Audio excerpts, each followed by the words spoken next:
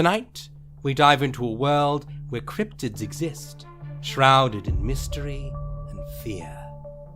8 investigators are on the trail of 8 legendary creatures, each with their own deadly secrets. But can they uncover the truth before becoming prey themselves?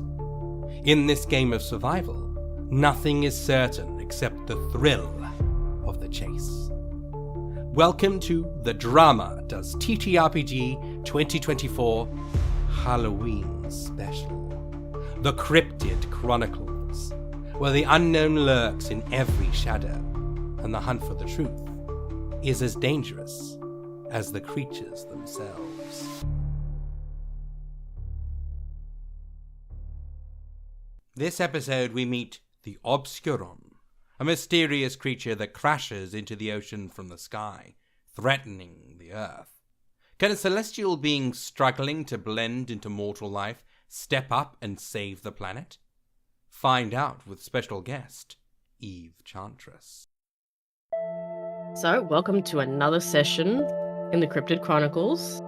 I am here with the lovely Eve. Hello, I'm Eve. That starts with an E. What else would it start with? You know what? I was asked that the other day and I couldn't answer properly, so Wow. I felt like it was fitting. Tell us a little bit about yourself, you as the person, what you're all about. Do that self-promo. Yeah, my name's Evangeline. I'm a Sun Enchantress VTuber. I'm chaotic and warm vibes, and we're here to smooch a monster or two. Yeah, we'll see what happens, because you have the very... I really like the name of this one, the Obscuron, because he just sounds so, like, epic.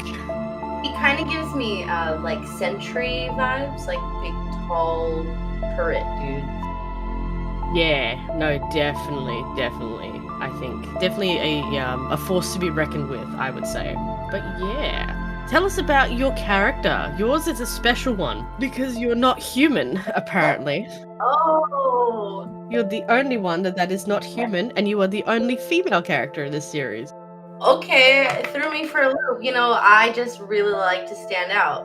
And as we can tell from this cryptid, supernatural, all sorts of need love too. So my character's name is Evelini. Her pronouns are she and they. She's 4.6 billion years old, and she comes from a different solar system called Solus Majoris. Petite little one at 5'3", a Leo. Her languages are lyrical, English, and nerd, which she learned here on Earth. She smokes, but she doesn't drink. She came to Earth because she was mistaken for a star, and she was hurled from her solar system with no magical tether. She hurled right to our Earth's rotational pull, where she found herself guided by the Earth's sun, and she now vows herself to sort of protect the world and these mortals that reside. They all seem to need a little bit more of a pick-me-up, if you will. How does she do that? By the way? Yeah, so she's a streamer. Oh, okay, right. She goes out a lot in the daytime. She loves a good farmer's market or a walk on the beach or a park. When the sun's out, the fun's out, and she's the fun. She'll bring the party to you. And at night, she kind of gets into a low-key-ish vibe. You know, the sun is down. She's ready to play some games and still reach through the screens and make sure everyone's got that calm vibe. Her favorite quote is, "Why have average when you can have extraordinary?" 3 things she can't do without are Diet Coke, another mortal vice that she loves, her chest stem, which is her gem in her chest, and head pads. Who can't live without head pads? You're right. When you're right, you're right. She likes to spend her weekends, again, I mentioned earlier, she usually is visiting a park, seeking outside sights, or staying inside screaming over the computer. And the first thing that somebody notices about me are my green eyes. Oh. Or the chest gem, but eyes up here, buddy. At least your eyes and the gem are both green, so, you know, they're just like, oh yeah, I'm admiring the greenness of your eyes. Okay. So, given the current modern day, what would Evelini? Where would she live on Earth? Where would be like a place she would have called home after being grabbed and dragged in?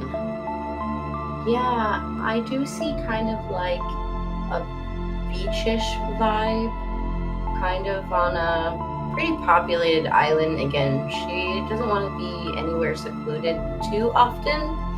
She really kind of vibes with other people's personality. So either somewhere kind of like a big populated island or just on the coast of somewhere. So, if she's on an island, let's just say, are you thinking that maybe... Are we thinking Australia, as in like a populated island? Or are we thinking like it's an island that has people on it that choose to live semi-secludedly, but like you get shipments of stuff every now and again? That's how she can have a computer and a connection and stuff. Yeah, it's like a populated large bit of land, but majorly surrounded by water, like Australia. Alright, so Evelini is the Sun Queen of Bondi, Bondi Beach.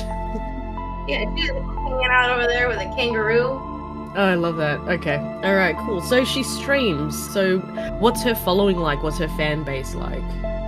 Do you think she's like hella popular? Like, does she partnered on Twitch? I think she's been doing it for a little while. She really hasn't been on the mortal realm for too long. So she's kind of taking every opportunity she can to learn from them. So her words might be totally like Sigma based, totally chatalistic, and that's not how you'd use those terms, but she doesn't know. She's doing her best.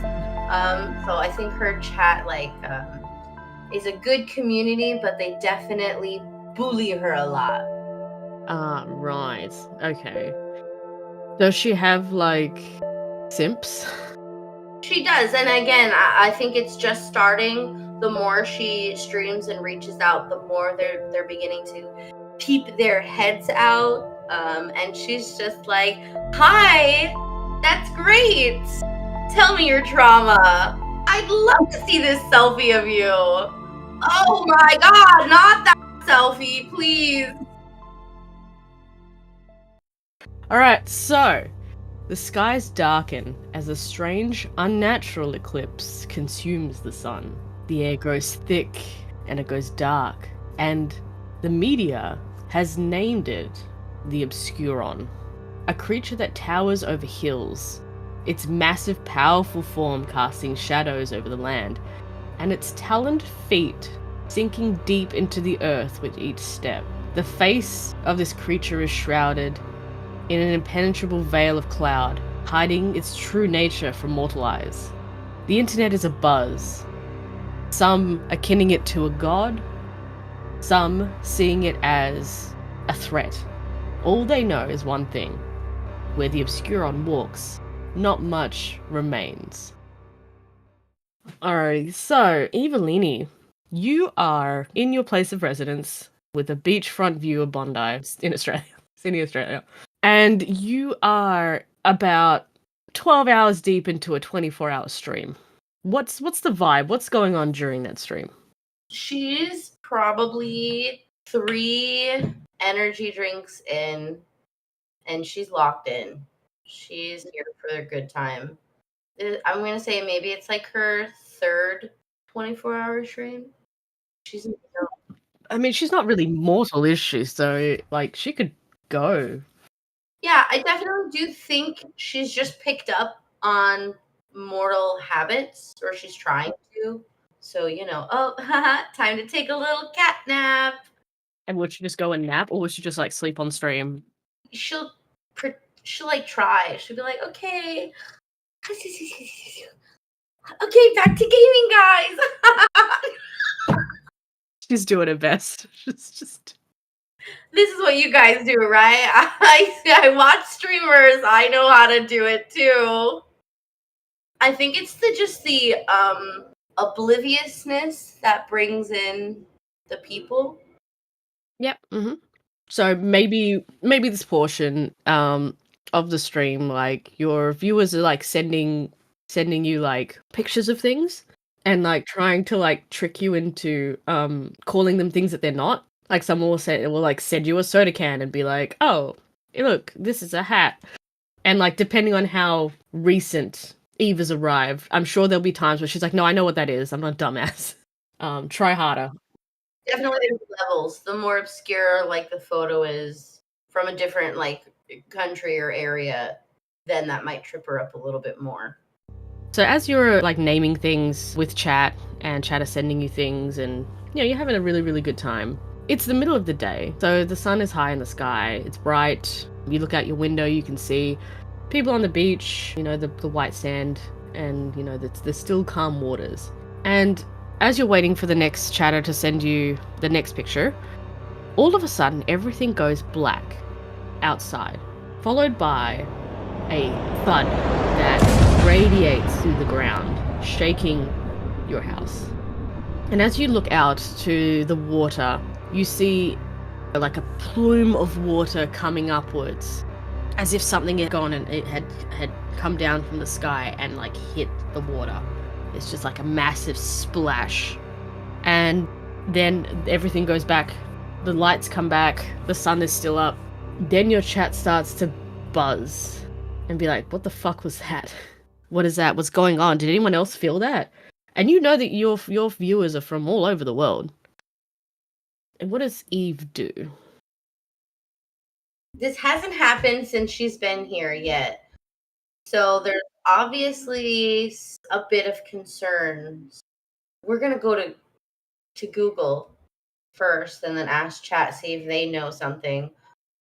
We might go outside. Maybe we'll step outside just to see how everybody else outside is reacting or if anybody's running around screaming. Okay. So you go outside, put yourself on Be Right Back, like all good streamers do, and you go outside just to the edge of where the beach would start, and you look out. Can you please roll me You're Curious? Okay, a 7. And a 7 means that you succeed, but at some cost. So as you look out, you start to see people are coming out of their homes. There are people that were already on the beach, sort of like coming out of the water. You can see that the shoreline is receding a little bit, which is very akin to how to know that there is a tsunami on the way. And people are starting to sort of like, natter and sort of ask questions, and some people have binoculars. Do you think Eve's eyesight is better than a human's? Yeah, the glasses that she's got on in her profile picture are definitely fake.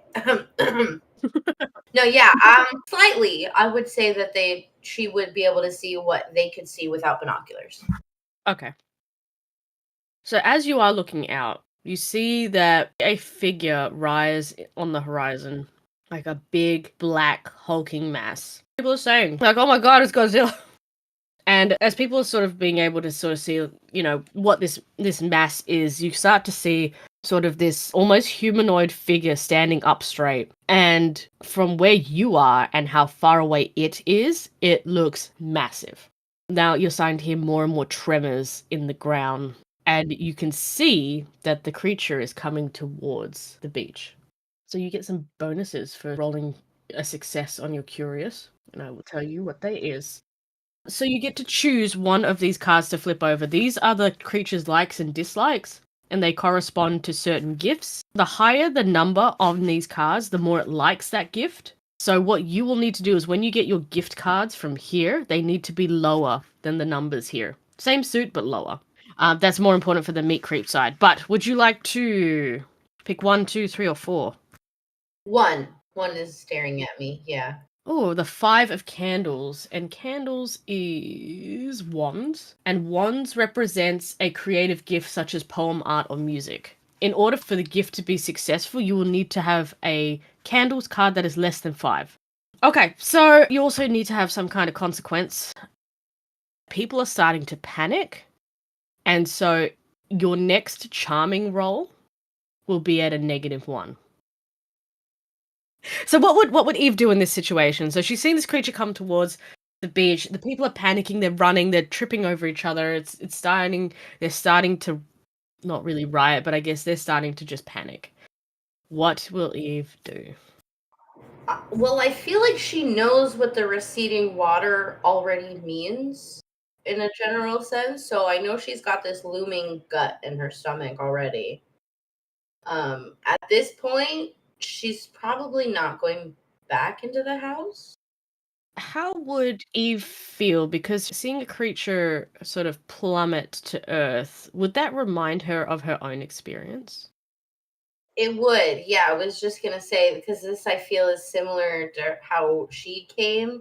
Very much less ominous route, mind you, but she's very curious, but also reserved because it hasn't nothing like this has happened. And seeing the way that the mortals around her are reacting is also making her much more uneasy.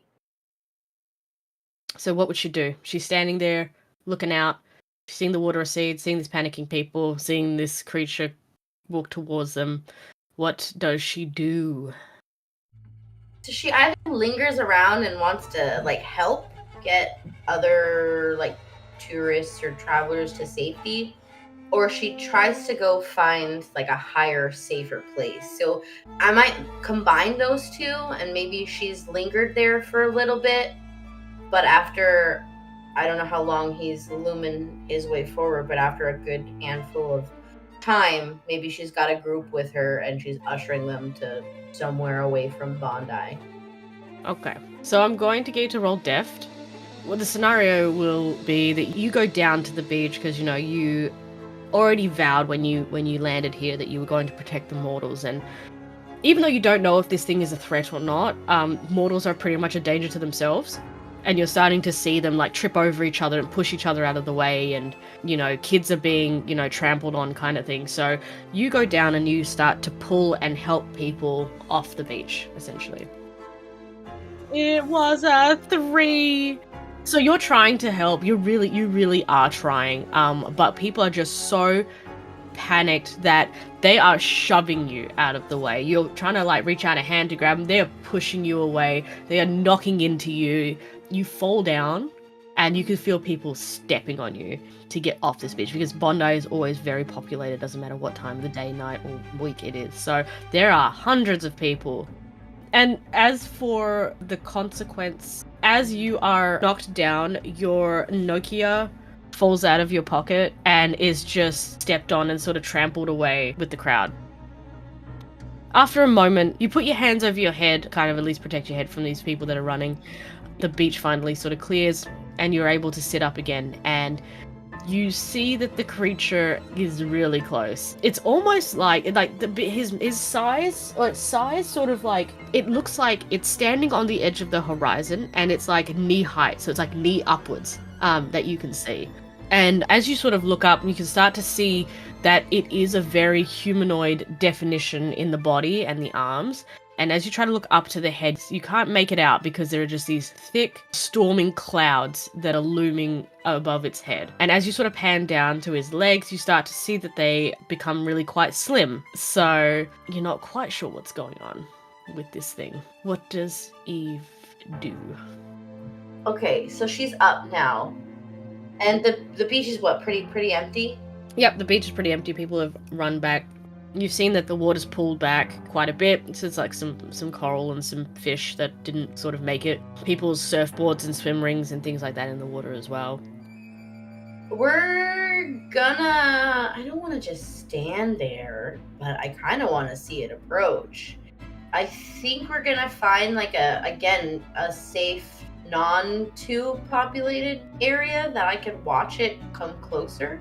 Because in her head, we're not thinking it's gonna see us. We're minuscule, tiny. It might feel like the presence that we exude, but she ain't worried about that right now. She's interestedly frightened.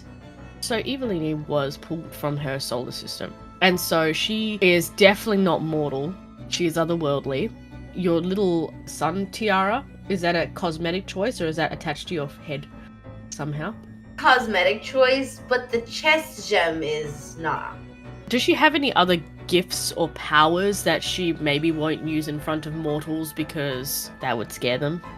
Yeah, I don't want to say that she like turns into a nightlight, but she has this kind of like bright presence around her that does make her kind of glow on command. So she can glow. Does she like maybe could she grow in size or can she fly? Okay, yes. So you know how Marshall Lee can kind of hover fly in his human form in Adventure Time? Yes. But he can only fly in his bat form, but he can like hover float in human. That's kind of what she can do. Okay. She can like King in Seven Deadly Sins it. Like hover float. Okay. Not really fly. Okay, so she could levitate. And would that mean because she can sort of levitate over the water that she would maybe want to approach the Yeah. creature, or would she rather go find like another vantage point instead?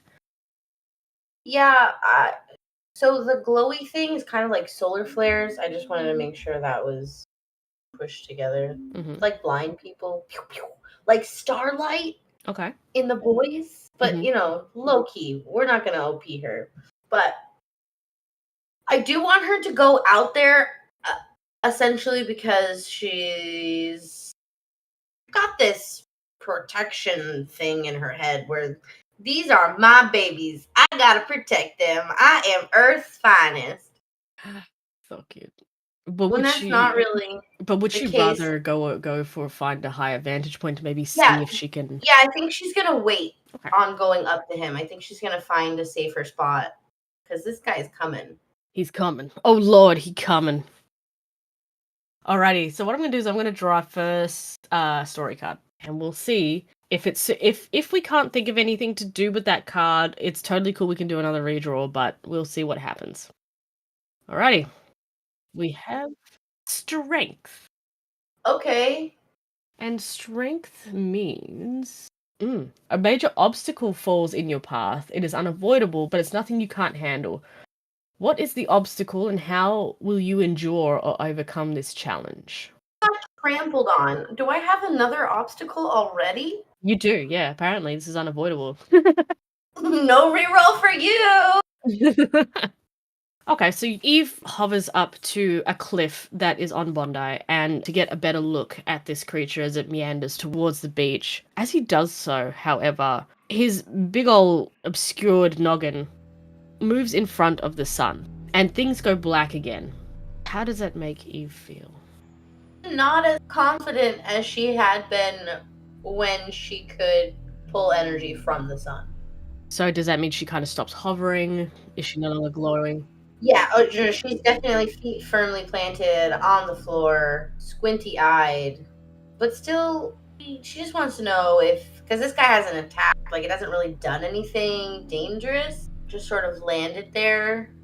Yeah, so she would be weary, but she ain't gonna go anywhere. She's just there.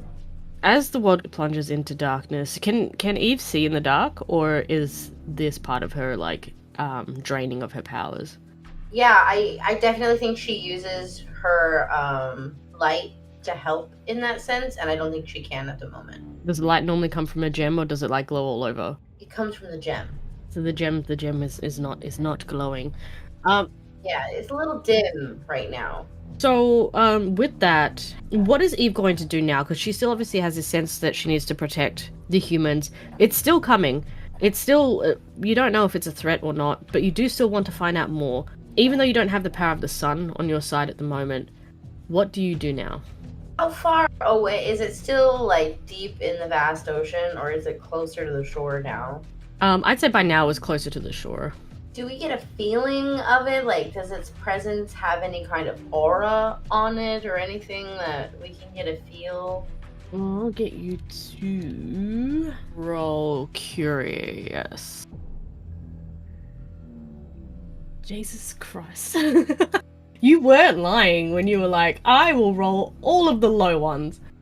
As it gets closer, the only thing you're feeling is just its looming presence. It's not exuding any kind of aura that you can feel. And that's probably because you are blocked. The sun is blocked and you are unable to access the abilities that you would normally have to read creatures. It's still, unfortunately, in the way of the sun. And because of how close it is now, the tremors in the earth, you're feeling them a lot more. It's almost impossible to stand. And you can start to see the buildings behind you start to crack. It's almost like, maybe just a suggestion, you might want to stop him coming to the shore, if you can. Oh, I was just gonna let him come on up and be like, hey, what's going on? He's gonna just be stomping everything. Everything's gonna fall down. People are in those buildings, damn it. I want to protect you, but if you're in a building, fuck you. She's gonna go typical white girl in a horror movie. She's gonna go down those stairs right towards the monster. Yay! We love that for you. I think what we'll do is we'll pull out another card because you're suffering with no sun. So we'll see if this takes us in a different direction. Oh, look at that! The sun! So apparently, the sun is you discover something which rarely fails to calm the creature and put them to sleep. What is it? How adorable do you find this discovery? And how did you discover the calming thing? Okay, I got it. What if she knows him from her solar system? So as you are running along the beach, you kind of stop and you kind of look up for a moment. Now that it's closer, you're kind of getting a bit more of a view of what they look like. And from what you thought, it was just like a giant, like human. As it kind of gets closer, you recognize this creature. From the black bird taloned feet up to the clouds surrounding its head, you know that these were the guardians of your solar system that you came from. So Eve has magical powers. Does she have powers that she's able to project her voice with? Yes, in more or less sense. I'll get you to roll charming to see if you call out to it. What would you say to it if you called out to it? Great Buren! Greetings from your Evechantress! Could you just scooch on over just a little bit for me? And I'll be right over there. Just scooch just a little bit.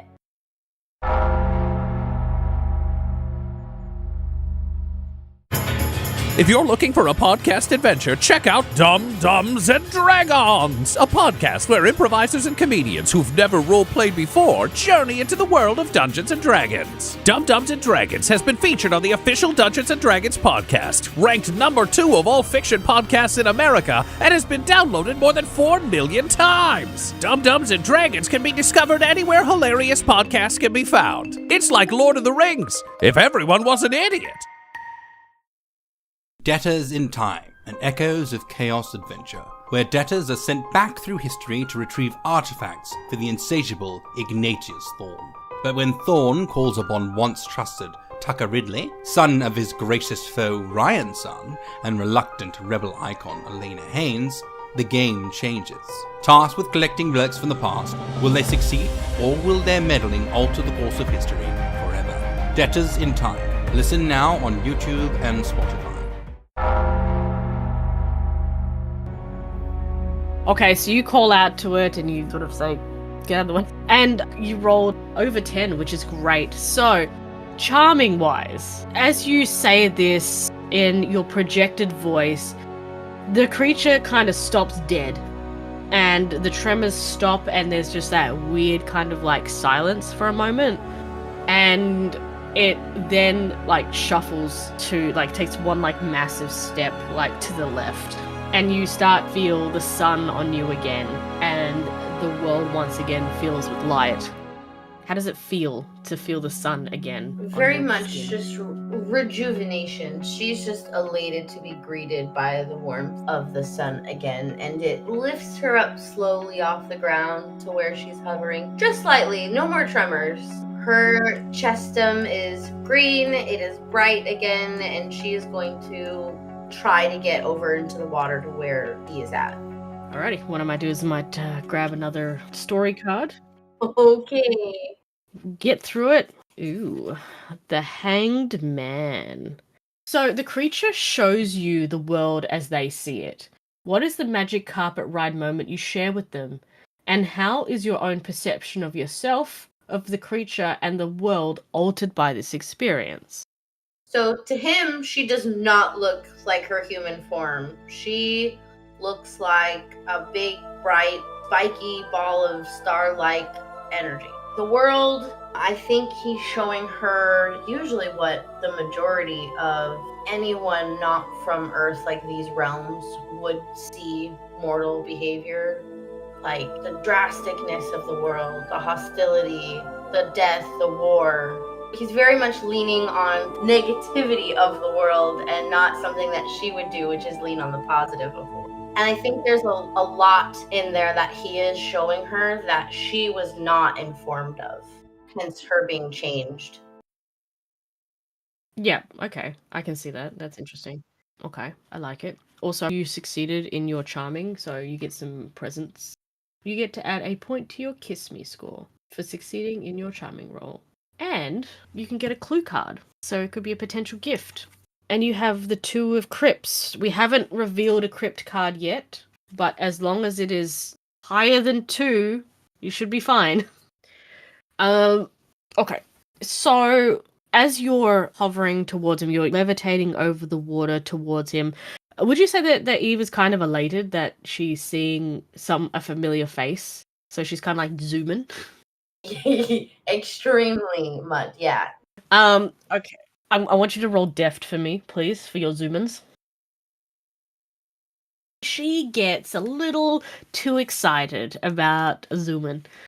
So she gets so excited zooming that she didn't actually really wait to be powered up by the sun. Like she was without sun for quite a bit as she was running down from the cliff and onto the beach and things like that. She kind of stops short and just like falls into the water. For about where she ended up falling, it would have been off like the continental shelf. So there is no ground underneath her. There's no sand. There's nothing solid. So do you think Eve would be a little out of her depth with this? No, very much so. She's definitely out of her depth. So what I would like you to do is to call out to the creature again and use your charming to see if maybe he's going to rescue you. That's okay, you rolled a 10, and because you passed your charming, so you get another Kiss Me, and you get another gift card. And this one is the 4 of Crypts. So as long as the Crypt card is less than 4, and Crypts associates with cups, and cups is like an emotional gift, such as a heartfelt word, speech, or direct affirmation. Just something to keep in mind. So what do you say to this creature to try and get him to help you? She's sort of thrashing in a little tiny baby panic at the moment. She's gonna again greet him by his name. I feel like there's a big power when using creatures and beasts' names. And she's gonna say, "Great Obscuron! Please drop your hand! Help me up so we can talk!" So, as you do that, his ginormous hand comes down and kind of like scoops you up like cupping, in a cupping motion. And you are tiny in compared to these ginormous hands. So, he's just big, meaty hands. And he lifts you up and takes you face to face, quote unquote face to face, because you can't see his face because of the cloud.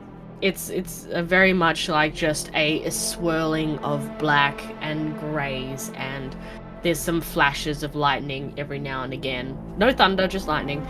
And as he's holding you, you feel the air, the thin air that is up as high as he is.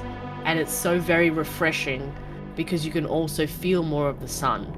And it's almost like the Obscuron kind of knows this and kind of like holds you out a bit more towards where the sun is so you can recharge yourself. As he's doing this, you start to feel in your mind images appearing. And you know that the Obscurons are able to telepathically communicate with sun people like yourself, but they don't use words, it's always pictures. And so as you're charging, you can feel more and more these images coming into your mind. And what the Obscuron is trying to show you is the world that you're living in now. And he's showing you the war, the pain, the hunger, the death, the fact that these creatures turn on each other And it's almost like he's asking why you're here. No, I think we're gonna do a mixture of both. I think we're gonna try to kind of do what we normally do when we're just out and about trying to spread joy to other people, but we're gonna turn it to the Obscuron and just kind of say, like, I know these are the things that you see going on in these mortal worlds, but there's more to them. So much more that you could ever see just by the first world's blink. And then she's gonna kind of do that Renesmee hand thing, touch his skin. Ooh, wink, wink. And then I think we're gonna flash pictures back to him, but showing him, you know, all the fun memories that not only she's experienced, but the things that she's witnessed since she's been here as well. You know, showing him the other side, you know, how in-depth mortals can really be. Might draw another one of our story cards, see what happens. We'll go from there. Oh, look, if we had the sun, now we have the star. My family. You're beginning to think this whole endeavor is fruitless. Many others have tried to find and prove the existence of the creature before. Why should you be the one to succeed? In a moment of doubt, what is it that renews your drive and inspires your hope? So I would say, like, maybe in response to that, like, the Obscuron doesn't receive your information and kind of just pushes back really hard against your pictures, showing you all of the pain and the death and the, you know, just kind of being like, dude, fuck. And then he would also maybe even show you images of him destroying the Earth, as in he was sent here to destroy the planet. Well, we're gonna let that happen. We're gonna make that very known immediately off the bat. A little pat. No. Rolled up newspaper. No. Bap him. Be like, yeah. You do not think like that. I'm gonna get you to roll deft to bap him. Oh, no. Gotta be my own. He does not feel the bap. Not to me. It's just to make a point. He sees you sort of like try to whack him and kind of not see what he's trying to tell you. So true to Obscuron form, when they are given an order from a higher up, they proceed to fulfill that order, no matter what. And that was your deft, so you're gonna get -1 to your next roll as a consequence. He tried to prove his point and you basically said no, so he opens his hands and drops you back into the ocean from the height that you were at. He praised me. I got sun in my bones now. So you wouldn't hit the water? No, because he held me up there the whole time during this transaction, so I've been powering up.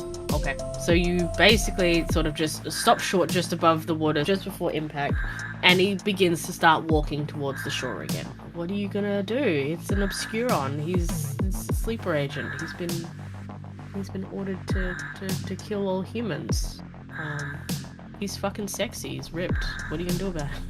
We're gonna zoot on up to his shoulder, if we can, and like pop a squat on his shoulder, like when you would have a angel and devil next to you, kind of like that. Okay, I'll let you do that. What's the plan? She's gonna just continue to try to like flood him with just her own experiences, so they're more heartfelt that time, and try to talk some sense. You know, like, sure, there's some higher in commands up there right now, but it's me. You would go so far as to ignore my rule just because I've been away for a short period of time? It's me. Take that happy memory and that happy memory. Yeah, I'm giving him the memories. Alright, roll your charming. 10. Still a success. So as you're sitting sort of up there and you're trying to send as much positive information that you can to this creature, it stops again, just shy of the shore. Its talons sort of digging into the beach sand. Is there any particular positive thing that you would want to send to him to I guess, like, drive home the idea that maybe humans aren't all bad. Maybe like a concept of some kind. Yeah, I was gonna try to show him like love, you know, like a budding romance in the stages of how cute it is in the beginning, and then the desperation each other of them having for each other, and the want and will of keep living for that person. Does that make sense? So you send those images to him, and he stops, and the clouds around his head kind of like fade into a bit more of a white. And he sends some mental images back to you of you and him doing the things in the memories that you sent him. How does Eve react to that? I definitely think she'd be surprised, but not like alerted. Like it was an option that had always been around, but due to their titles of where she stood in her world and him being the guard of the world, she never really thought that was ever something that could happen. But now that she's seeing it, she's definitely inclined. She's not in her hometown, her home planet anymore. So fuck the title. Apparently so. Especially with everything that Eve's been kind of learning here on Earth, that just kind of like love and happiness and warmth has just been so budding within her. That's something that she really wants to find as well, which is kind of why I think that's the image that she decided to show, because it's something that she's really hung up on. Would Eve back on her home planet have thought about hooking up with a guard? For lack of a better term.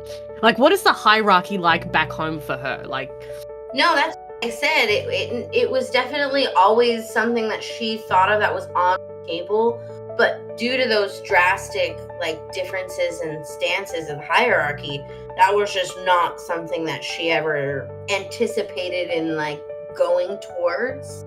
But now that she's not there, like, this is an option. Like, I never would have turned you away if you had come to me, or if I wasn't as scared as I had been, I would have reached out to you type thing.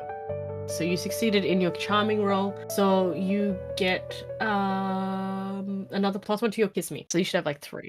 And you get another gift card. Alrighty, another one. Let's go with the temperance. You're becoming concerned that your feelings for the creature are one-sided and that perhaps you've been too subtle. What is a way you can communicate to the creature your intentions and your interest? How can you let them know that you are investigating them for a positive and safe reason? And how can you do this without putting yourself in immediate danger of being murdered or extinguished? We here for the slow-budded romance. You and the Obscuron are having this, like, a mindfuck session where you're sending cute pictures to each other of you guys doing cute things. It's like a picture of you guys baking, but it's like you in a kitchen and him just like giant, like his legs like beside you. You guys are doing like just cute things and stuff. But all of a sudden, the clouds around his head become dark again, and the lightning starts to crackle and fizzle. And those images of you guys being cute and shit together disappear very, very quickly. And the images of his instruction kind of come back in full force. And it's almost like overwhelming. You can feel that he's fighting it. However, he is an Obscuron with orders. She's trying to fight this urge. You can feel his body starting to tremble as, you know, he seems to be fighting the call of duty versus the call of his heart. How are you going to help him? I'm repeating his name, trying to, you know, soothe him and get his attention and encourage him to fight and know the truth, and then I'm gonna smooch his cheek. Gonna smooch him? He gonna get smooched! Alright, you have to roll death for that, unfortunately. Oh no! Heckin' 1d6 smooch, please. It could be a 6. There's options. Yeah. Fuck. Alright, so you go in for the smooch. However, the creature is so overwhelmed that his hand comes up to his shoulder and he bats you off, sending you flying into the sand of the beach below. I know that hurt his heart. It might have. That had to shake himself out of it. It might have hurt him to have to do that. Or he might have felt nothing because he is a machine. He's more machine than man. And so as he's sort of trudging forward again, the earth's shaking, you start to see him pushing over the buildings in front of him on the beachfront of Bondi. People are screaming, people are running. Are you screaming and running? Yeah, I'm shrieking after him, so he stops. Oh no. So yeah, so what are you doing? What's the plan, Stan? We're gonna try to zap him a little bit. Like, we're gonna zoom out in front of him. We're a little winded because that was quite a long fall. We just got flicked off his fucking shoulder, especially after having just a cute minute. I was not prepared. So with the wind knocked out of us, we're gonna try to zoom out in front. Our little hands are gonna just try to push against this ginormous, huge Obscuron's chest, and just continue to like just scream out for him, and hopefully something that we say or show him could get him to snap out of that, at least for a couple of minutes again. Because when he's white cloud minded, I have a bit of a upper hand in that scenario, in that situation. Like desperation, like you have to listen to me. Like, wait, this is my home right now. These are innocent people. Think about us. That's it. That's the key word. Roll your charming. Alright, so you got a 9. A 9 is a success, again. Oh, you get to draw the thing from the thing. Yeah, and you have there's more crypt cards. Amazing. That's 8 of crypts. Also, because you're, like, super fucking close to maxing out your Kiss Me thing, we're actually almost at the end of the game. Alrighty, the meat creep section. Normally how this would work is you would use your deft and your charming and your curious to roll against situations that I give you, and you would have to beat the number that is on the card. So it's not like you get a 10, so it's automatic success. If the card is not a 10, like if it's higher than a 10, you win. If it's lower than a 10, you lose. Once you unveil all of the gift cards, which you can still do in this section, and you feel like you can't win against a certain roll, you will be able to use one of these cards in order to basically like fudge a roll and get an automatic success. However, you only have to succeed one time right now to win the game. So you just use your charming, which is fine, which was your best stat. The Obscuron stops again, and you can see his hands ball into fists as you sort of levitate up to his obscured face. You can see that the conflict, you can see the clouds go white and then black again, and then the lightning and going grey and swirling. She's relentless too. She's not stopping her tries either. No, I assume not. But you only have curious and deft at your disposal. So, what? Also, you got 3 in Kiss Me, is that correct? Yes. That 3 in Kiss Me is a +3. In what? It like for your roll. Whatever you roll, you get a +3. Okay, I'm gonna use deft next.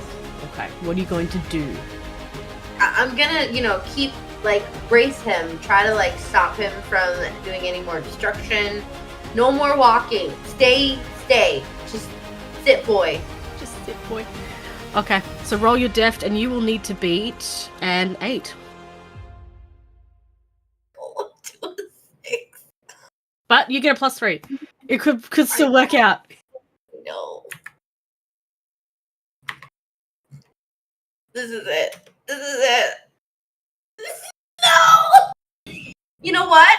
Strength isn't my strong suit, okay? I'm not a very violent person. You need to add a +1 to your kill me score now, because you failed. So you kind of just like I said, he's still just trembling, he's still shaking. He's trying to put one foot in front of the other. And so what are you going to do now? You now have Curious and Charming at your disposal. I kind of just want to keep myself on my toes and try for Curious. We are here now. I'm here now. We can be together. No moms, dads, rulers, kings, stars telling us what to do and how to do it. Just us. At 11. Plus you get a +2, which is 12, which doesn't really overly matter because... you succeeded. You heckin' did it. I heckin' did it. You did. So you get to add the last dot to your kiss me, and now we are in the end game. So you ask him, would he stay here with you, away from all of the politics, all of the rules, all of the hierarchy of the Solaris Majoris system, the oppressive nature of the system, which you have found joy and peace and happiness away from. You show him again all of the wonderful things that you've learned about this planet. I'm also going to show him images that he sent to me of us. Like, look at this. You want to do this again? So do I. And the Obscuron cups his hands and, lifts you up again. And the clouds around his head are white, they're fluffy, they reflect the sun from behind. You can see a little rainbow in it. It's cute as fuck. It's like a little emotion cloud. It is. He's feeling very, very, very, very emotional. And what is the perfect ending for this story? You tell me. How does Evelini and the Obscuron continue their lives here? Or do they just fuck off and do something else? Oh, I definitely don't think he's safe here. So I think we fuck right off. To another habitable solar system, I feel. But we go with Eve ready to see how big the Obscuron is. He's so big. He's huge. As the Obscuron confirms his feelings for you, he again presents you with the images, and it is not out of anger now, it is not out of duty, it is not out of wanting to destroy, it's just more concern. And he, it kind of shows her that things that are like him, things like Bigfoot and the Kraken and Godzilla are not treated well here. And he's asking if she would like to go with him and explore the universe together. A third? Just gonna leave those simps behind and the Twitch stream and everything, just sayonara? I mean, some pretty monumental cataclysmic entities came down from the sky. Would that not be an amazing retirement if she just was never seen again? Yeah, it would be. Just because if she didn't lose power, if Bondi didn't lose power through all that, that's still going. That stream's still up. She just dipped out of the house. So as the Obscuron and Eve take to the sky out into the stratosphere and into the solar system, back on Bondi, in the house that surprisingly didn't get too affected by the earthquakes and the storms, the computer is still running. And even hours and hours later, days and days later, it is still on the BRB screen. No, there's no B. No, she just up and stepped out. It's still going. Still going.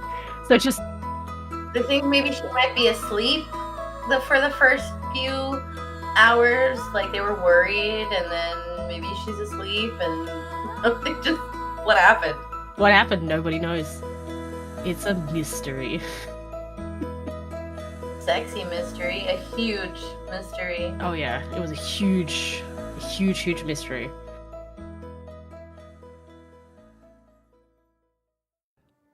Thank you for tuning in to the Cryptid Chronicles as part of the 2024 DramaVT TTRPG Halloween Special. A huge shout out to Take the Bard, the brilliant mind behind OKCryptid. Be sure to check them out on Twitter. If you enjoyed this episode and want more, don't forget to follow DramaVT TTRPG wherever you listen to podcasts. You can also follow the Cool Kids Club on Twitter at Cool Kids Club. That's COOLCIDSCLUB for all the latest updates on upcoming episodes. And of course, if you want to help us grow, please like, rate, comment, save, and share this podcast with your friends. We appreciate your support. Until next time, stay curious, stay spooky, and keep exploring the unknown.